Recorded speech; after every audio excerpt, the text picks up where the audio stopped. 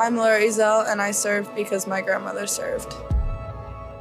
My great-grandma, Dorothea, she was part of the Waves, one of the first groups of women to join the Navy during World War II.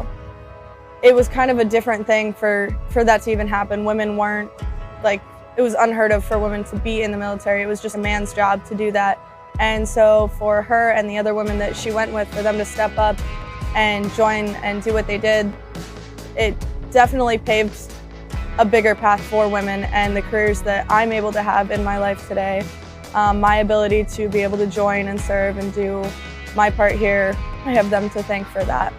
I think it's come a tremendous amount from them. We have women who are able to try and be SEALs. We have women who are able to do every single job that you can do in the military. We have women pilots, we have women on submarines. They've come a really long way from desk jobs.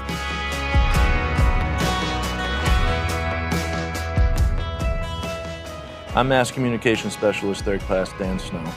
My grandfather was Master Chief Richard Downing. He did a stint on the USS Enterprise CVN 65. He was the chief navigator there, and he spent most of his time up on the bridge.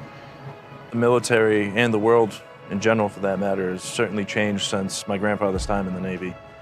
Him and people like him that came before us definitely paved the way for future generations, including myself, to pick up the torch and carry on with the mission. Growing up and hearing the stories that my grandfather would tell us, I didn't realize at the time the impact they would have on me as an adult.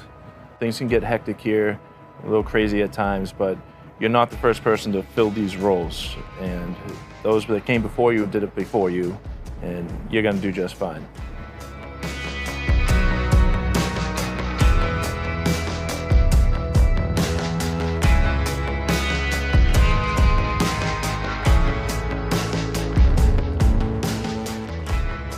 I'm Lieutenant Commander Joey Sanders. I've been on board the USS Abraham Lincoln for about 2 years. My grandfather is Lillard Eugene Sanders, and he retired out of the U.S. Air Force. My grandmother is Biddy Kritzfeldt Sanders.